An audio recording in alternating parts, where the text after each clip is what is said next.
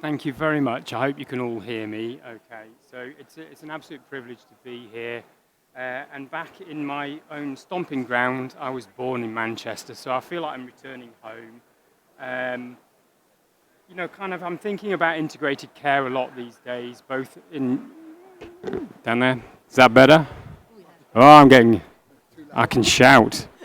I won't try my fake Geordie accent on you, though. I'm thinking a lot about integrated care. It seems to be a topic that everybody wants to talk about, and do we really understand it? And as it's starting to roll out, how can we best use it? And of course, family hubs are probably an exemplar of integration of care and how this could work. So to try and illustrate the why, first of all, why could integrated care be so important for children and young people? I'll give you a little case study. This was from last year, and it's a true story. One of my specialty areas is wheezing children with asthma, and particularly young children. And you probably know that young children who wheeze often have lots of different trigger factors to them. It may be smoking at home. It may be living in poor housing, mouldy housing. We've heard a bit about beds as well and mouldy beds.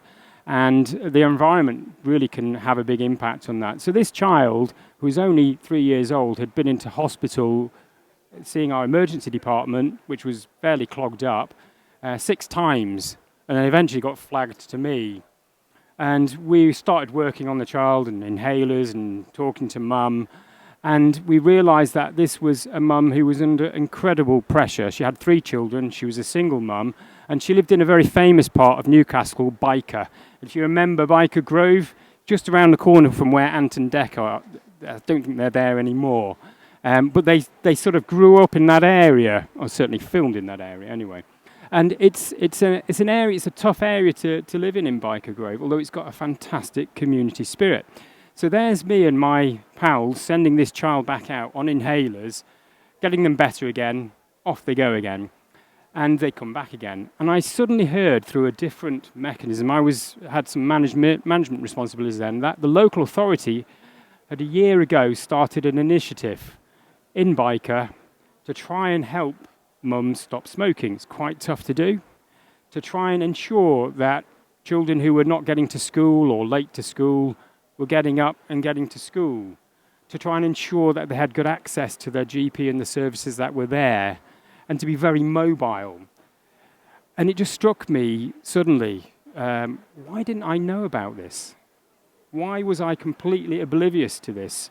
So my pals have been sending this child out for the last year, not knowing that there was a service locally that could really mobilise and support this family. So, of course, we got onto the phone straight away. And that's just a little illustration of why sometimes things don't work. Systems, different organisations may not talk to each other, or if they do, they may not have the right intelligence to be able to have that sort of in-depth conversations. They may not know each other. Relationships between organisations, relationships between workers are crucial to making something work. You have to know who you're speaking to so that you can speak with authority. So that's an example of why integrated care is important. In parallel to this, we've been thinking about integrated care for some time. So a few years ago, understanding that we needed to do this better, I was privileged to set up and lead and help develop our ICS's first child health and wellbeing network. And this was a really new step for us to not just think about health, because that's what I've always done. It's about getting sick kids better, and it's the most important thing, isn't it? But to actually start thinking, what's brought them into hospital? Why are they in hospital? And what am I sending them back out again for? What services are out there? What's the environment they're living in? And what's happening out there? So our network is now starting to connect to all sorts of services, and that includes the voluntary sector, but importantly, our nurseries, our schools, our educationalists as well.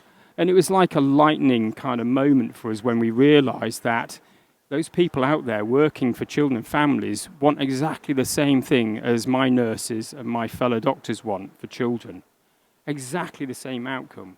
We want the happiest, most robust, healthiest children to be able to grow and to enjoy this wonderful world we live in, and to probably change it for the better, and have a great time and grow up as these robust, healthy adults that we all need for our future as well. Within this, there was a couple of models I just want to highlight. One is called our Zone West and our Zone Borough models. Zone West, because it was in the west end of Newcastle, and Zone Borough is Middlesbrough. And we started a model thinking about how do we connect services. This was before family hubs. How do we connect? So we put a key worker, a social worker, if you like, a youth worker, if you like, but for primary age school children, because we wanted to get in early and started to work with families who were perhaps just under the radar of social services. Families who were experiencing some difficulties, often frequent flyers, if you like, at the emergency department, often with slightly poor school attendance and struggling, often with a parent who may be struggling as well. And those key workers have worked with them and started to develop networks into the local resources, to the voluntary sector that's there, to the scouts, to the clubs that are available, and within the schools, most importantly. And through trust, they've been able to help these families access what's going on in the community and to do it very successfully. It's been so successful, we're now spreading it to Middlesbrough as well, in some areas that I would say are some of the most deprived areas in our country. And it's starting to make a difference too. For example, in Middlesbrough, we now have the Royal Ballet going in and teaching some of our most deprived kids how to move. Now, that would never have happened before. So this is an interesting thought about integrated care. But of course, to do it at scale, you need something special to do that at scale. Because it's all right doing small pilot projects, but you need to be able to scale it up. And this is where family hubs, we're going to hear more about, maybe the tool that could start to really do this at scale. So I'm very interested in family hubs. We want to watch it very carefully. My final thought about integrated care comes to my pet subject of asthma too. You know, we have too many kids with asthma coming to our emergency department, and sadly, children still die from asthma in our country. We have got the worst outcome for asthma deaths in the whole of Europe. It's something that I, as a respiratory paediatrician, asthma specialist, am ashamed of. I've not been able to crack it.